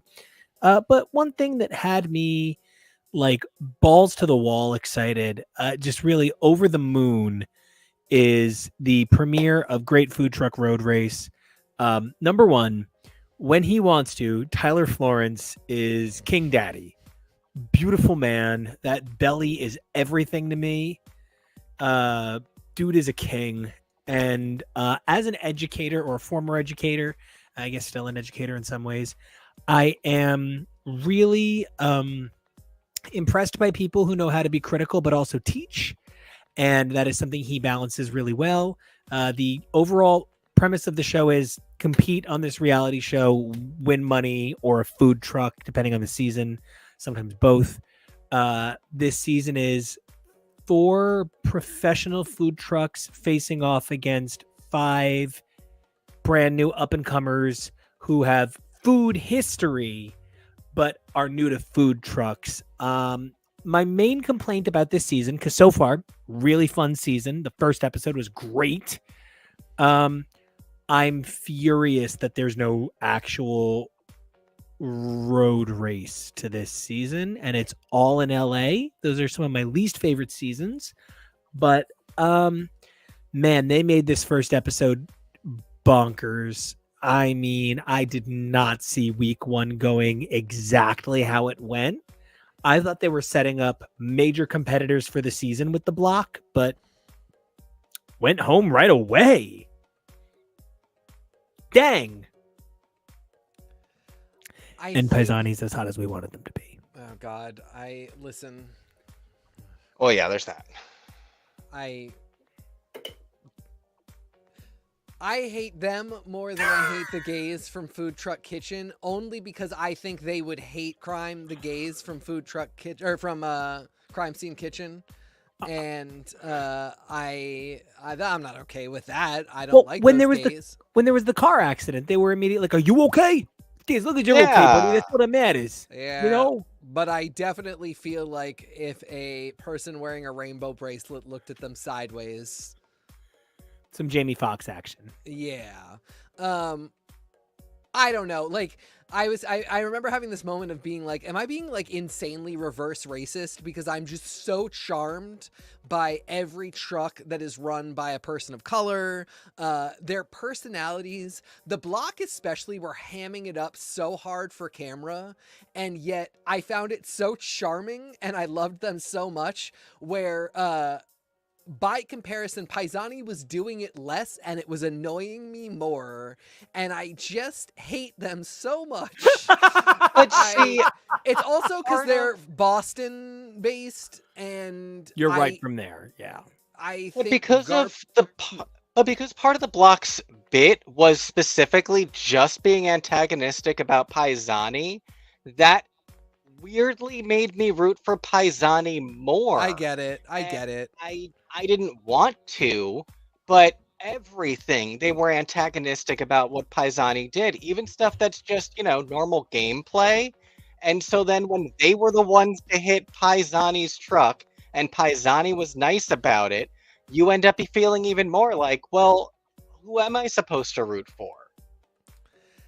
Ultimately, another group that hammed it up so hard for camera, but I just love them so much, and it is unfortunate that these networks do not cross over in such a way that you could ever do this. 4 Hens making food for like the Drag Race crew would be the crossover of a century. This queer couple and their friend who the primary business owner knows from the ballroom scene, and I want to say like Kansas or Kentucky. Oh my God. And then they just did full on fucking ballroom. They're just voguing, shablamming out in front of the truck. They're so cute and charming. And, this is Great Food Truck Road Race is definitely one of those shows where if you are like a queer person whose show is Drag Race, you're maybe like, this one's not for me. I don't think Great Food Truck Road Race is for me. And to put a crew like this on who are so in it and have such chemistry and personality and come from a scene that is so not the standard food scene, let alone food truck scene. Great get for the show. Very smart casting. It really is unfortunate that they're kind of siloed with the network that they're on, and probably will not be crossing over with anything else, because they really could, and it would be a great crossover moment. I am so rooting for them, but I'm also rooting for the bald guy. I don't hate all white people. I really like Lisa's creperie. Yeah. I They're love the big pink truck. They did it right. I mean, it's a big pink truck. It makes you think girl, which is what they want you to think because it's a creperie. Like, Yeah. and they played the game right. They really And did. they're strong women, but Mhm. like not trying to feminine. Just very like it's a pink girly truck, but there is no like, oh, we're just girls. What? They got a lot of confidence. They know, and they have a huge business, a storefront and 2 trucks. Like, these are competitors. They're people to take really seriously. And you know, really everybody is. Ultimately, including Paisani. I'm being a complete and total asshole about them. But they, you know, they made a really solid batch of dishes. And I'll admit that middle one is just fucking stunner. The thickness on him is once in a generation. And I actually think the guy on the right's got a lot of charm to his smile, too. Yeah. Even He's guy the on one I left think that would seeing- hit me the least hard as they were beating the shit out of me for being a faggot. Even the guy on the left, seeing him live, if he cleaned himself up a little bit more, like, so many people would be so much more attractive if they He's just. still recovering from being a teacher. Yeah, Yes. that's true. Now, Kevo, this is your 16th season of Great Food Truck Road Race. We have seen every season. We've seen many trucks of incredible drag queens. Yeah, that was the thing I was thinking, where like this is actually one of the least queer seasons in some ways, where there are no Yeah. actual drag queens. So like I can Shocking. see where people who would be a fan of something like Drag Race might not know that this is something that is generally so queer friendly and positive, but it really is, which is why I really agree that it has a huge crossover potential. You know, Drag Race, drag trucks. This is a better Drag Me to Dinner than Drag Me to Dinner. Yeah, I agree. and we could flip all the way back to that, but you know that would be a lot. But yeah, like that is such the observation. This points exactly to how you could do something, because ultimately, like, as serious as this is, the food production is limited in a way that when you're in a top chef kitchen or a next level chef kitchen, and it's like literally any fish you've ever heard of might show up, plus any cut of beef you've ever heard of, any vegetable. Like, this is very much everybody is in a limited zone in a way that it feels a little more accessible. You know, the whole thing of this is Davids and Goliaths, which is like food truck professionals versus people who are maybe don't have as much food truck experience. But I think you could even go into like really solid amateur stuff with something like a group of drag queens. Totally. And still have a banging show where, you know, everybody got to ham it up for the camera. And still, you know, make some food and make a scene. And I'm floored by that observation, because it does really point to what I felt was missing from Drag Me to Dinner to make it a thing. Competition of any kind. Yeah, theme and organization, really. Yeah. And, you know, do you know what looking at a bunch of really lovely, well-uniformed people and color coordinated by job positioning makes me think of? Everything doesn't need a transition. Everything needs a transition. It makes me think of Star Trek. And, you know, Kevo, we had our second episode of Strange New Worlds this week. I mean, all three of us did. It's, you know, everybody has it. But, Kevo, you specifically wanted to just sort of drop in how much you are glad that Star Trek's back. Yeah, that's my my highlight for this round of highlights. I haven't updated the board or anything since we covered the premiere. but just in general, want to highlight again how much we are enjoying the program. This week's episode in particular was really strong, really powerful, getting a lot of really great responses, which is really cool. I don't know that people responded as strongly to the premiere, but it's that thing I keep saying where, if anything, that is sort of true to science fiction, where these nerds just love to do a weird episode for the premiere instead of actually picking up on dangling plot threads. God damn you nerds. But I love you, and I love this, and looking forward to covering more. Uh, Looking forward to whenever we get to see Paul Wesley premiere as more Captain Kirk, because he looks good, and He yeah, looks I want more. slimmer than my mental projection of him. I think because he's got so many David Boreanaz-esque features, I project Ooh. that thickness that David has gained over the years onto him. But like when I go back and look at early Bones, even David's not the buff bitch he is now. And I think when I think of Paul Wesleyan, I think of like the very broad man that he is from Images of Vampire Diaries, where they wanted him to be that very big, wide guy. He But looks then you a look little, at him on the side. yeah, he's a Yeah. little narrow here in a way that I actually think makes me more chill with he's Kirk. Kirk isn't huge. Kirk isn't buff. And this idea that I would have to have Dwayne The Rock Johnson as Kirk would be a little too much for me. So Yeah. having this guy really charming, easy to digest. Teak, were you as taken with episode 2 as the rest of us? No, and not for any other reason than I'm still finding my footing with this show. And I think really I'm still finding my footing with where Star Trek is at. I think I'm still getting used to the idea that this is just always going to be a universe that comes at its stories from multiple temporal angles and directions. And the premiere hit so well for me because I really saw what you guys were talking about with the quality of the show and the characters. And then episode 2, it was really like, okay, I've actually got to figure out how to be a fan of this show and, who I love. Yeah, I get that. I got background work to do because I am coming at this from both ends. I will watch the new stuff as it comes out, but I'm watching the first season as I have time, which I'm cool with. In part because like there's a part of me that's like, we already know how this ends. Yeah, Kirk's that's a gonna really show up and take interesting. over.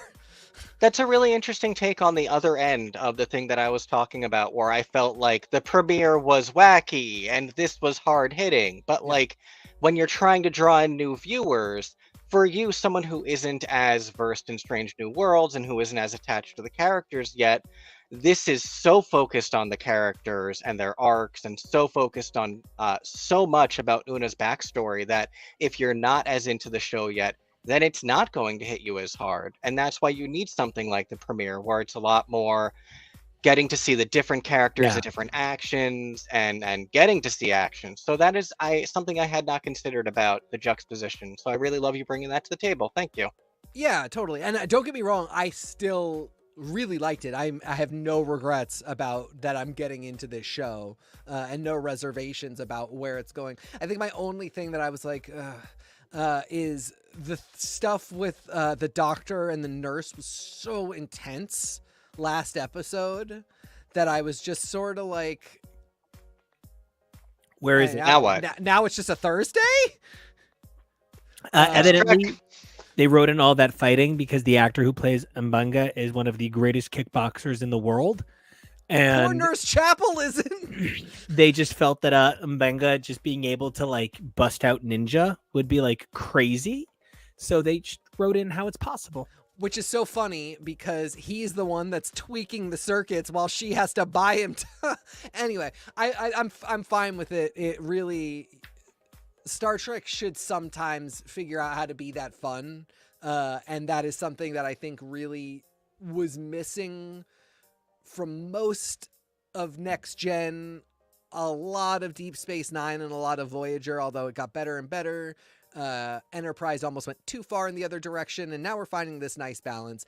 It's okay that there are action sequences and fighting in this world where like exploration and science and the universal basic income should always be the highest goal. I'm cool with the fact that sometimes we see kung fu drugs get dilated into your eyes. It just like, I really was so taken by that moment where she's got her arms around him and they're just about to go to their own death. That like, to just have it be Thursday in the next episode was a little bit like, I wasn't ready for that. But, who could ever be sick of Rebecca Romaine?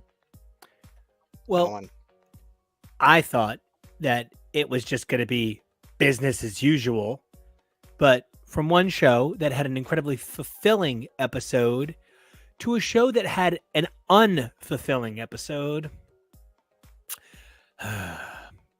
Drag Race All-Stars Season 8. Man, oh man. I'm glad we're not, I'm glad we've come up with this highlights, spotlights thing. I am so mad at Alexis Michelle. Look, I'm not gunning for Candy Muse. I'm not. Candy Muse is great. And she's great. She talks like this. And like, I'm really happy for her. She sounds like one of the big heads from Rocco's Modern Life. Great. But like, my issue has nothing to do with Candy Muse and everything to do with Lala Ree was having her renaissance and being like the queen she was always meant to be. And Alexis Michelle with that ridiculous Kelsey Grammer hair nonsense was like, listen, girl, I'm never going to send you home. I am grateful to you, and I will never forget this for the rest of my life. So, look, nobody gets to look that emotional holding a lipstick if it doesn't say De La.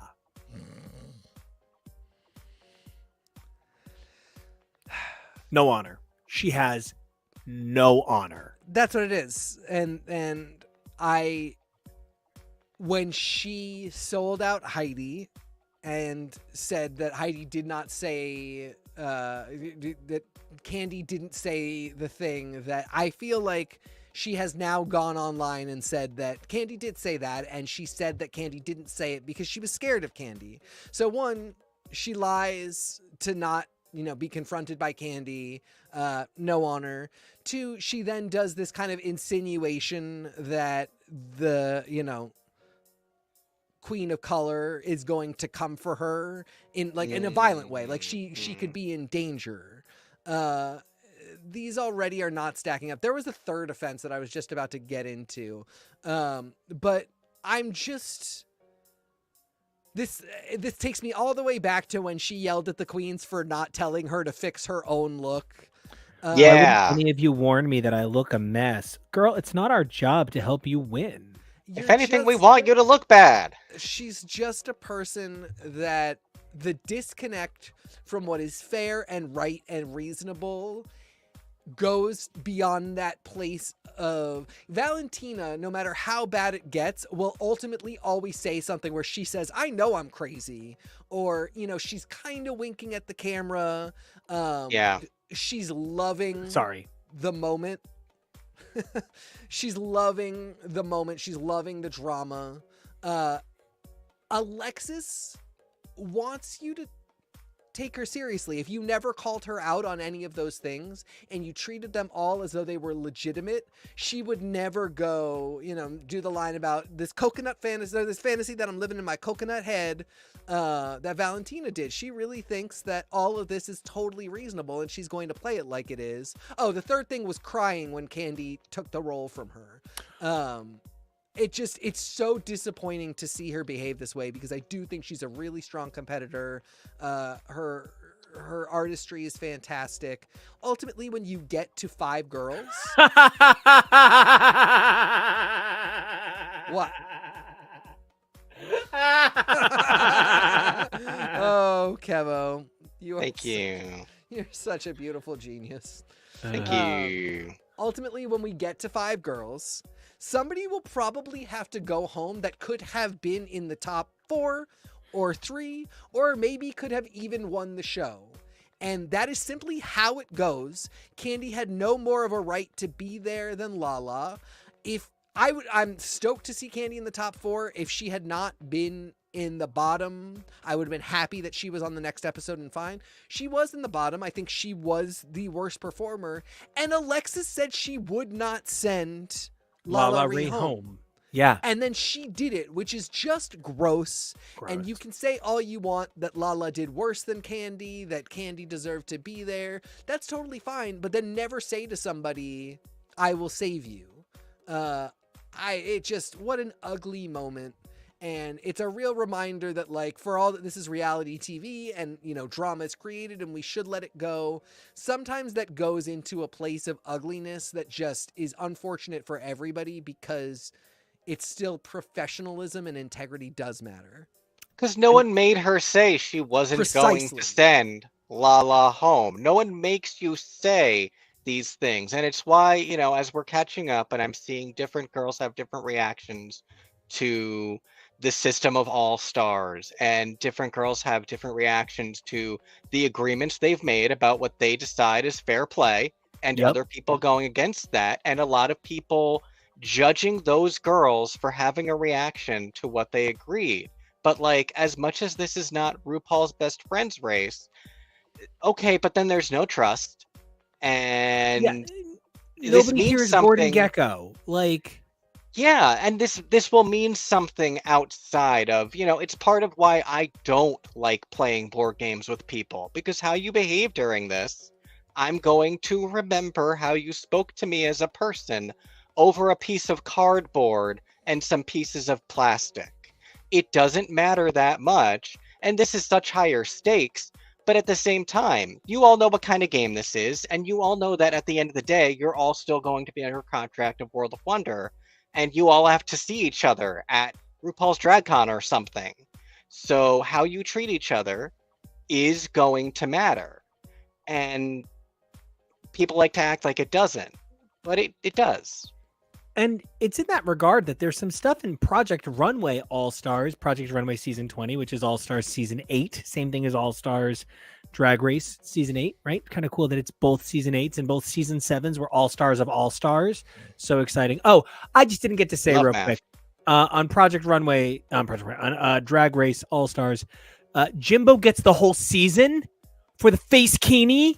That was the greatest riff on anything I've ever seen. What a takedown of a stupid moment in Drag Race history. It was almost like saying to RuPaul, you don't want to give this the win? Then say it was stupid when you did it. I mean, it has been completely Jimbo's season to lose. I think we all see where we're going. It will be just one of those stupid Drag Race face cracks if she doesn't win. I think she really won this challenge, and ultimately we had to justify why Alexis needed to be in the top 4, because Alexis didn't lose this challenge. So she didn't go home. She would have gone into the top 4 without a win. So Alexis gets this win that she doesn't deserve, where Jimbo doesn't get a 4th win, 5th win. She was shiniest head. I guess that's why she had to send Lala home. She didn't like the competition. And yeah, these are all just, it's unfortunate when we get to these things with Drag Race, because their production team really plays themselves into these corners that the fans all see. And ultimately, they don't have to care, because we are just going to keep watching because we love these girls and we love this art form. But yeah, I mean, Lala really did deserve to be there, and it was her season to runner-up. It really was her season to be runner-up. I wish RuPaul had a RuPaul save.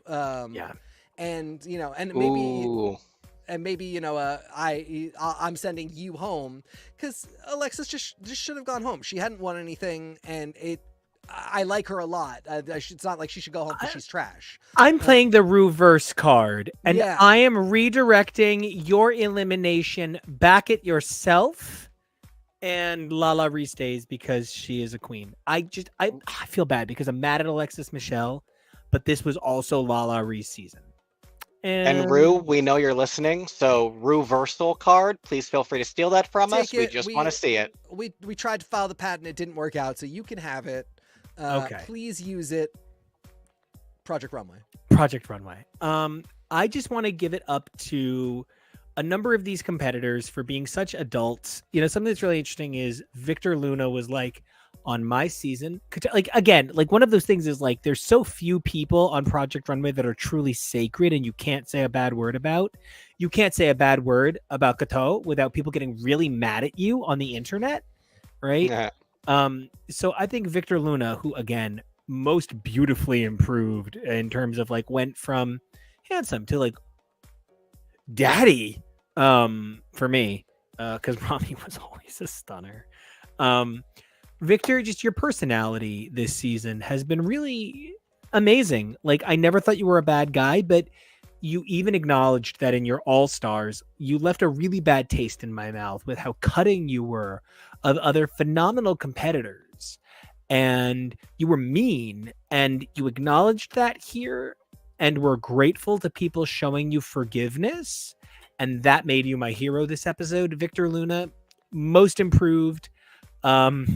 But how is Kane in the top twice in a row? Oh my god.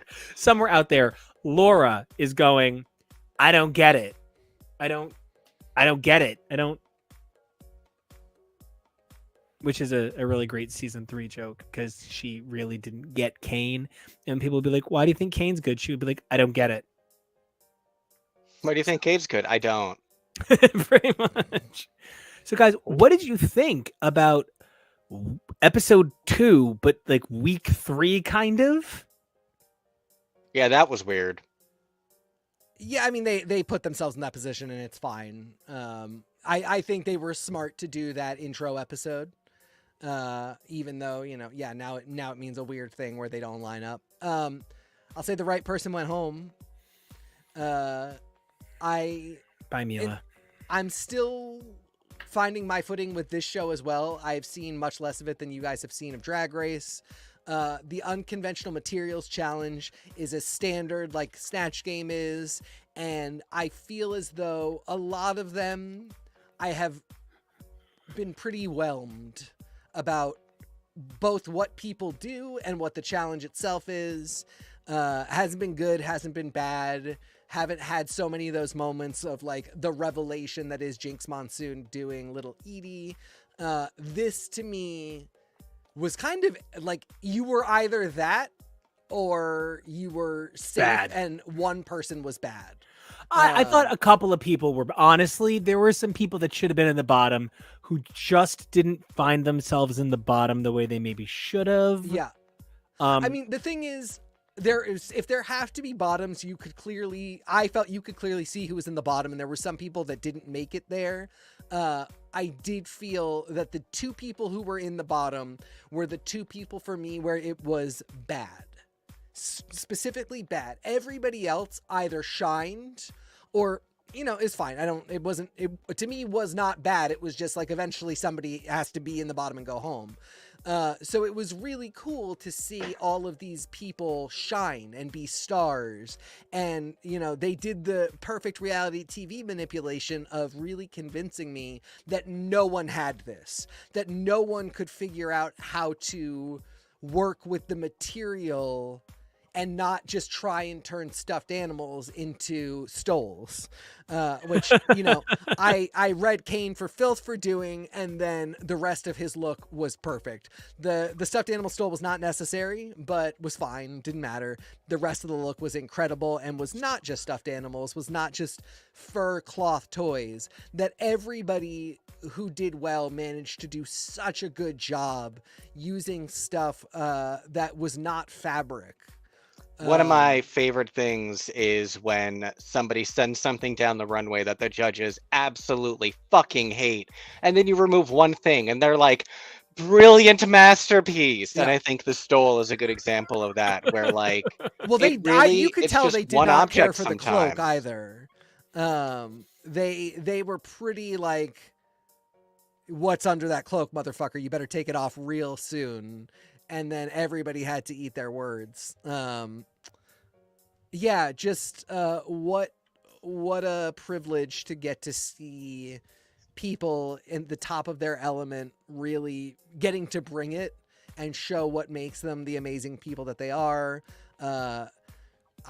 Big shout out to Karasan, who I was saying it seems like this is a step in a direction for her where she to people a little bit more in the know is known as, like, I did not know this. I know this because of Kevo now. She does costumes for Disney. That's an amazing job, and having seen what she's done, does a great thing. This feels a little bit more like her saying, but what if you knew me? And I'm pretty stoked to get to follow that experience. Karasan is just such a one-of-a-kind talent. We make a lot of jokes about how she lost her season, but so many people on this list are such second place, one-of-a-kind talents. Karasan, Rami, Victor, Fabio, Brittany, Bijmi, Laurence, like so many of these people. You're just naming everybody who's on the show because they're all amazing. It's that hard. It's that kind of season. It's finding out. Okay, so this is not related to Project Runway for 1 second, but something that always makes my heart sing is when somebody reveals something to me that I couldn't have known. And he's not just unbelievably hot with his hands behind his head like that, but he is brilliant. And Kevo found there's a Modern Family behind the scenes book that reveals the Sophie's Choice bit that goes on to be multiple seasons of joke. Is actually Stone Street improv, and that improv that made it up, that I don't know, I just don't know, I just don't know, is how I feel about this cast. It is Sophie's choice for me, picking between these people. It's like, I know I'm going to get to an All-Star season. The only All-Star season we haven't seen yet of the good All-Star season is 7. Just like there's no season of the regular show 5 and on we haven't seen yet of a Project Run of Drag Race. And I don't know how I'm going to watch the season that has Shea Coulee and Jinx and root for only one of them when, honestly, I'm more of a Shea Coulee fan than a Jinx fan. But that's, just what it is. But that's what this feels like to me. Like, it feels like I could be like, I'm more of a Rami fan, but I'm more of a Karasan fan, but I'm more of a Hester fan, but I'm more of a Kato fan. Like, I could do that all day for this. Kevo, you've seen literally every episode of US Project Runway ever produced. And I had some nerves that this season would maybe have a little bit more infighting, but it's actually just been lovely. And how do you feel revisiting these real people? This isn't bringing Murphy Brown back 25 years later. This is bringing Rami, real, incredibly hot Middle Eastern daddy, I love you, back onto television. And, every time that we have gone back and watched an old season, we are always like, what is this person up to? What's that person up to? And, it's hard to find updates sometimes. This isn't really the same industry as Drag Race, where they are performing in the same way or just done performing and then R.I.P. Wendy Pepper. Yeah, she's just done performing. So, getting these updates on some of these people, some of whom haven't even been gone that long, but are still different from when we were introduced to them, is really cool, really fun. It's a great amount of talent. More than anything, I really hope that this revitalizes the All-Star season, because I love all of these All-Stars, but there are other All-Stars I would not rather have. That's rude. I just love Chris Straub so much. And would have really wanted to see him. Or what's his name? Oh God, what's his name? Who's so beautiful and still posts how beautiful he is on his Chris Instagram. Palou? Oh my God! Yeah, Sean Kelly, who posts. Yeah. That guy posts thirst traps like it's an OnlyFans. Why didn't we go to Pride today? Because of the rain. I want to Yeah, see that's true. Christina Aguilera. I've seen Christina Aguilera, but I don't think I want to see Christina Aguilera soaking wet. Not that dirty. Not that dirty. Oh, Ladies, move. Gentlemen, move. Anyway, I think we've rang the alarm. There's a fire on the roof. And okay, let me ask a question. We talked about Secret Invasion, which is a show about who can you trust. We talked about Based on a True Story, which is a show about the fact that we don't always know we can trust ourselves. We talked about Crime Scene Kitchen, which is we don't always know that we can trust our senses. We talked about a number of reality shows, which is how much can you trust reality? My big question here is, what do you guys trust to come out of this? For me, the one thing I know that I can be sure out of all of these shows that I'm going to get is I feel like Crime Scene Kitchen is going to continue to find obscure baking goods to include to continuously kind of confound the bakers. But I'm sure as well that Project Runway is going to do a couple of really cool gowns that are going to remind us why all of these designers are geniuses, right? Does anybody else have any predictions that they're sure of for any of these shows, any of the like 7 we talked about? Oh, and I'm going to continue to think watching Tyler Florence eat is a sexual experience, because it is. I'll say you can trust that there Yes. are a group of network executives sitting in a room that do not care what you think about the show. They only care if you are watching or not. They only care if it's making money. They do not care how fuckable Chris Messina and Tom Bateman are when they kiss each other. If that brought in enough money to justify the next season, we will see the show. If it did not, and unfortunately, Peacock is an unmitigated disaster in this realm, we very well might not see it. Nobody cares if you're angry at Alexis Michelle. How's the season doing? Pretty well. Pretty well for Drag Race All-Stars. You know, this is a train that doesn't seem to be show any signs of stopping. The only metric at that like start eating baby livers in order to go on forever part of her situation. There it is. We love it, but if we didn't love it enough to do the numbers for Peacock, it's never going to happen for us again, except for in the movie that I write that puts them together. The only metric we can really follow for Drag Race, because they're very secretive. I mean, World of Wonder is secretive about numbers, right? On And then top it's on of Paramount Plus, Plus, so we don't who are get to touch them. But one thing you can measure is trendability. Yeah.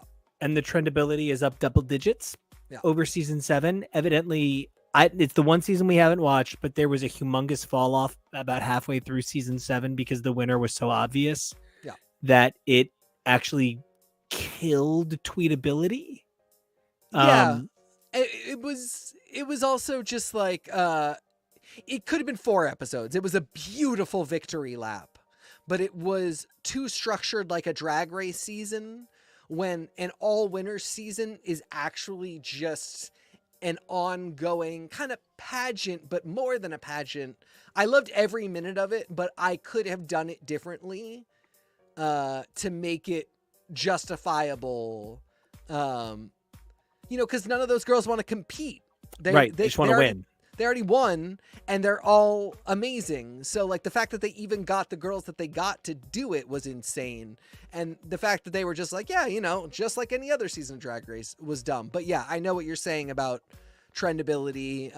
You also see, like, the memes, the hot takes are really churning out with every season of this. So, well, and speaking of churning out hot takes, let's go to our hottest taker.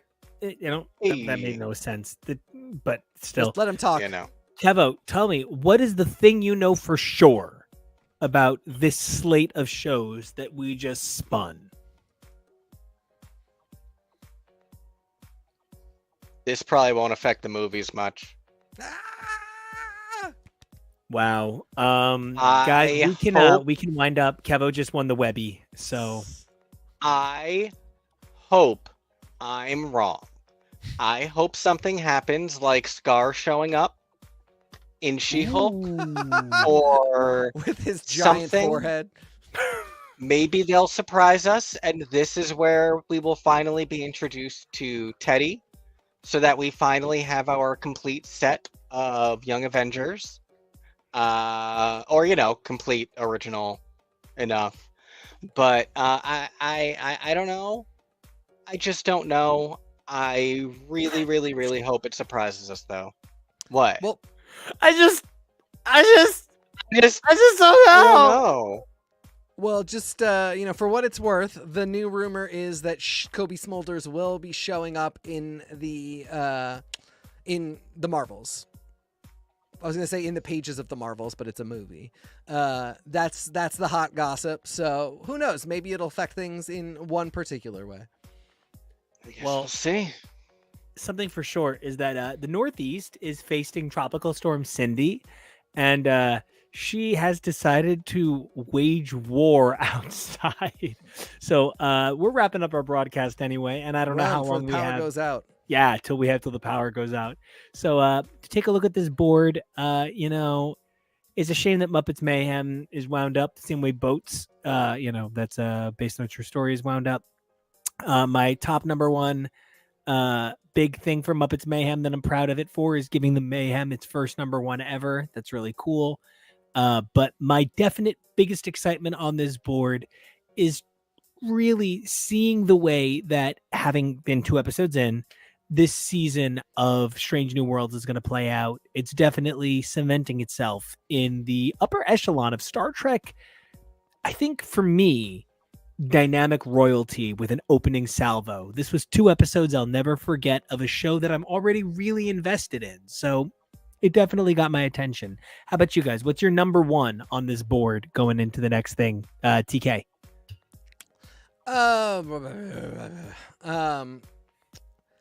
At this point, looking a little closer, I'm gonna say Loki. Just excited to see what we're doing there. That'll be another real litmus test for where the MCU is at. God, I hate that this is like a news thing rather than just the show. But Jonathan Majors, news is coming out about what is going on with that case, and it just feels like his presence may continue. I'm not gonna get into it too much, but whether or not we have a Kang is like hugely important to the next 6 years. So I just want to see where we're at with Loki.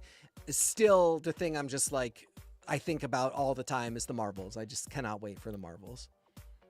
Yeah. And to our very own Ms. Marvel, Kevo, right? Because I sort of figure I'm Captain Marvel, right? Because I constantly wear a helmet. Couldn't he be Mr. Marvel? And TK, you're Photon, because you look really great in white spandex. And that makes Kevo you're Ms. Marvel because you rock a bangle. So, Ms. Marvel, what are you excited about? Life, the universe, and everything in general. Barbie, maybe. Yeah. Super and- excited for Barbie. Let's not forget that Ken in French means anal sex. So this poster Oh yeah, that in joke. French says Barbie is everything, and he's just here for the anal sex. Yep. That's Which right. feels true. Yeah. So, Works for everyone. I love that you're here for Barbie. Now, does Ahsoka, as somebody who is the Star Wars guy of our crew and a very Star Wars guy, but you've kind of avoided the Ahsoka world by virtue of there's only so much time in a day, and the things she was biggest in, you've had the least exposure to, though you've seen a grand amount of Clone Wars at this point. How do you feel about Ahsoka being on the schedule and it being such a polarizing actress who's in so many franchises? Well, yeah, and she's been in so many things that I've loved all my life, going back to my favorite movie of all time, Josie and the Pussycats. And Dave Filoni, I think, or Dan Gilroy, whichever one, whoever's in charge of this, came out recently as saying that this is essentially Rebels season 5, which cool, good for them. But like you said, as someone who we only watched half of Clone Wars in chronological order, or not the correct viewing order, not in airing order. So we didn't even Right. watch it the way it aired, and we watched just a little over half. Didn't get to any other spin-offs. But as a consumer, I almost specifically don't want to watch Rebels before this. Interesting. Because you're making a product that's supposed to be brand new. And as much as I love all these things tying together and all that great stuff, you have to make it so it's accessible to new audiences. And Truly. so I kind of want to experience this as someone who is just watching the live actions lately. And we're even caught up on most of those. We need to finish Andor. It's dry, but it's good. And we need to finish it. But other than that, we're pretty much caught up, and so we should be able to watch Ahsoka without having watched all 100 or whatever episodes of a children's cartoon show and be able to enjoy it. And if we can't, I think it says more about what they are doing with Star Wars and what they need to be focused on with Star Wars than anything else anyone is saying about any story choices. Well, I'm completely with you. And until they make a 100 episode remake and live action adaptation of The 13 Ghosts of Scooby-Doo starring Wishbone, I do think our episode is at a wrap. And I've had such a great fucking time, whether it started with the, boff, marry, off, or it was talking about how many of those delicious desserts. I'm going to go eat a dessert right now, actually. I have had such a great time. Don't forget to put your own answer in the comments. If you have any answer of your own, who would you boff? Who would you marry? Who would you off? I want to meet don't the forget... Fury fuckers. Yeah, and I support them wholly. Totally. Yeah. Well, next episode, we're going to be taking a look at some comics on Wednesday. Probably we'll take a look. And then this coming Saturday, we have a movie review where we're going to be taking a look at The Little Mermaid, Transformers, side note, it ends with American Propaganda, and Elemental, among other films. Really excited to celebrate beautiful Black women of color. What other Black women are there? Beautiful women of color in all of their incredible lead role hood. Whether it's the coded racial terms of Elemental, which unfortunately does not seem to have hit quite as hard with audience as we would have liked, or it's the very direct implications and real world changes made by the boldness of the Disney company having a Black Ariel. This summer has been a really cool summer for movies. And of course, who could forget the incredible representation of animal car robots? Is there anything Michelle Yeoh won't do for money? No. Nope, You know no, what? thank She you. won't be on this show. Michelle, got a I need paycheck you to for ya. explain. Please, It almost seems homophobic please. that you won't be Yeah. on this show. So, Michelle Yeoh, if you want to fight yomophobia, you're going to come be on this Kevo, show. end the broadcast quick. I know, right? We're gonna All right. cancel. Be brave, evolve daily, and stay fucking sharp as shit. We think you're amazing, and we can't wait to see you next time. Check out X's for Show on all your social media, and remember, you're awesome, stay awesome, and we can't wait to see you again next time.